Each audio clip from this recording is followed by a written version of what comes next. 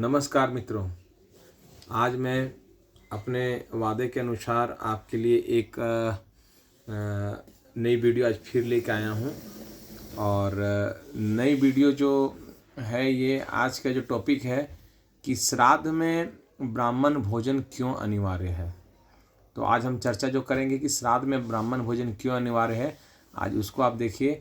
और दूसरा, मैं आज आपको सबसे पहले एक अपने जो पितृ हैं, पितृ के ऊपर 4 लाइनें मैंने जो उनको नमन और बंदन के उद्देश्य हेतु 4 लाइनें आपको मैं सुनाना चाहता हूँ। पहले आप उसको सुनिए, फिर हम चर्चा करते हैं कि श्राद्ध में ब्राह्मण भोजन क्यों अनिवार्य है। सर्वप्रथम हर हर महादेव, पितरों को नमन, आध्यात्म शास्त्र एवं ज्ञान, उसी के आधार पर हम बात करते हैं।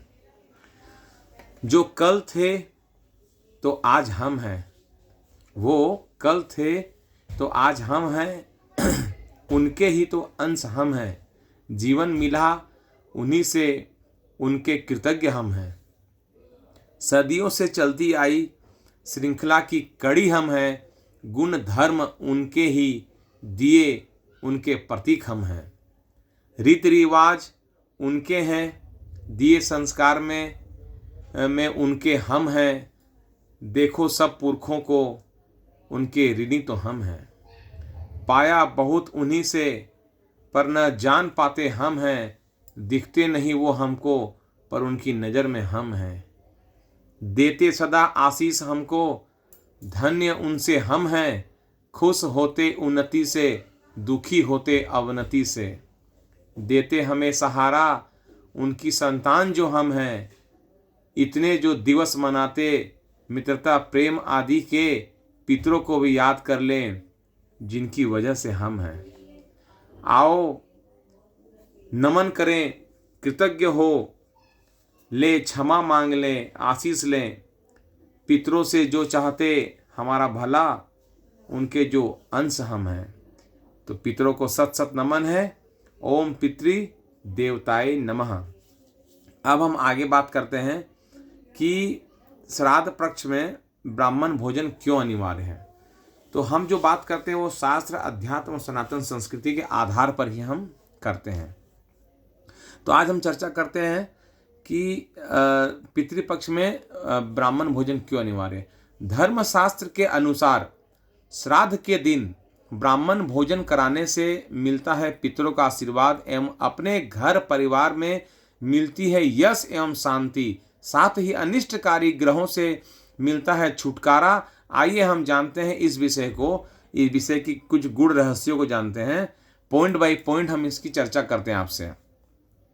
धर्मशास्त्रों के अनुसार श्राद्ध के दिन ब्राह्मण भोजन कराने का मध्याह्न का समय दोपहर 11:30 से दोपहर 2 बजे के अंदर का समय जो है वो अति उत्तम माना गया है, जिसे कूतप काल भी कहा जाता है, कूतप बेला जिसे कहा जाता है। इसका एक बहुत विशेष महत्व है। धर्मशास्त्रों के अनुसार सुबह 11:30 बजे से पहले किया गया तर्पण, पिंडदान, श्राद्ध, ब्राह्मणों को कराया गया भोजन पितरों तक कतई नहीं पहुंचता। यह सिर्फ रस्म अदायगी मात्र है और वहां से पितर रुष्ट होकर श्राप देकर लौट जाते हैं।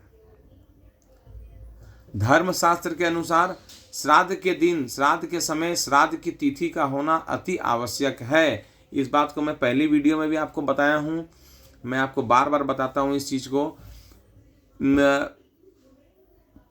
देव कार्य और पितृ कार्य में बहुत फर्क है। देव जो है वो भाव के भूखे हैं और पितृ जो हैं श्रद्धा के भूखे हैं। आप श्रद्धा, अपने पितरों के निमित्त श्रद्धा से किया गया कार्य ही श्राद्ध है।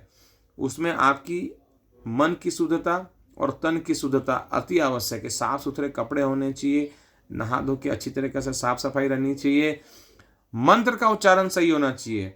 साथ में जिन पितर के निमित्त आप जिस दिन श्राद्ध कर रहे हैं उन पितरों की उस दिन तिथि होनी अनिवार्य है।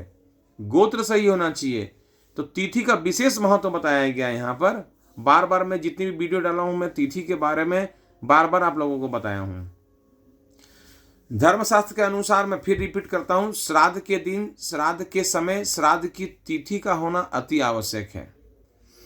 जिस व्यक्ति के पास श्राद्ध करने के लिए कुछ भी ना हो, तो सूर्य भगवान के आगे पूर्व की ओर मुंह कर कर दोनों हाथों को ऊपर उठाकर आकाश की तरफ, जो मैंने पहले आपको संस्कृत में एक श्लोक के साथ भी समझाया था, ये हिंदी में है, इसको आप रिपीट करके आप जान सकते हैं कि आकाश की ओर, सूर्य भगवान की ओर देखते हुए दोनों हाथ को ऐसे ऊपर उठाएंगे पूरा ऊपर तक और कहेंगे, हे मेरे पितृगण, मेरे पास श्राद्ध के लिए उपयुक्त न तो धन है न धान्यादि है। हाँ, मेरे पास अगर कुछ है तो आपके लिए श्रद्धा और भक्ति है।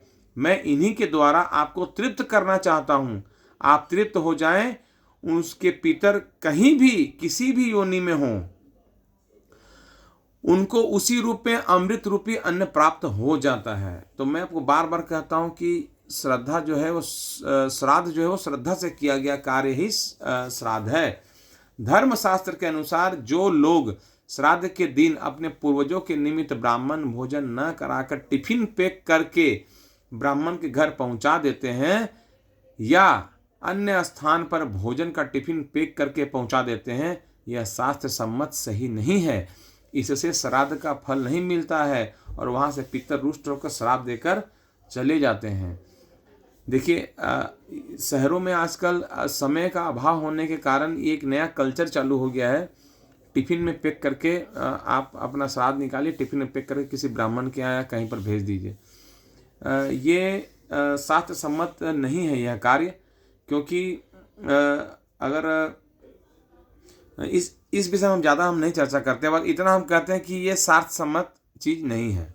जो शास्त्र विधि का पालन नहीं करते हैं, कई कल्पों तक उनके पूर्वजों की मुक्ति नहीं हो पाती है और मृत आत्मा के पुत्र और पौत्रादि सगे संबंधी पग पग पर कष्टों का सामना करते हैं।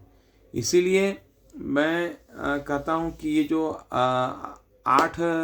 15 दिन जो हैं, ये 15 दिन को आप उत्सव के रूप में मनाइए और अपने जो पितृ हैं उनको तर्पण, अर्पण, पिंडदान जो भी हैं उनको मतलब करने में कभी भी सोचे नहीं, कंजूसी ना करें और कृपणता ना करें और भरसक प्रयास करें। अगर आपके माता पिता जीवित हैं, सास ससुर जीवित हैं, तो कोई इतना बड़ा इशू नहीं, आपके पिताजी कर लेंगे। लेकिन अगर आपके माता पिता जीवित नहीं हैं तो आप माने उनका श्राद्ध के निमित्त कार्य जरूर करें। तो आज की ये वीडियो आपको कैसी लगी? आशा करता हूँ बहुत अच्छी लगी होगी और मेरे द्वारा दी गई जानकारी आपको ज़रूर अच्छी लगी होगी। और अगर इसमें से कोई जानकारी कोई इसको ग्रहण करना चाहे तो ज़रूर ग्रहण करें और उसको अपने जीवन में उतारने का प्रयास करें और हर संभव प्रयास करें कि ये 15 दिन में जो है आप अपने पितृ को संतुष्ट करें, उनको तृप्त करें और उनका आशीर्वाद प्राप्त करें। मेरी यही कामना है कि आप स्वस्थ रहें, सुरक्षित रहें और सनातन धर्म की जय हो। और मेरी वीडियो आपको कैसी लगी, मेरा जो आपको जानकारी दी गई है कैसी लगी, इसके बारे में आप ज़रूर से कमेंट कीजिएगा। मेरी वीडियो को लाइक कीजिए, सब्सक्राइब कीजिए और मेरे चैनल को सब्सक्राइब भी कीजिए। चलिए, आप सबों का बहुत बहुत धन्यवाद मेरी वीडियो देखने के लिए। पुनः कल मैं आपके एक विशेष लेके आऊँगा, सूर्य को जल देने का महत्व। उसके बाद हम चर्चा करते हैं कि सूर्य को जल देने का क्या महत्व है और उसके साथ अटैचमेंट में एक वीडियो और साथ में डालूंगा। तो आज के लिए बस इतना ही। आप सबसे मैं विदा चाहता हूँ। नमस्कार।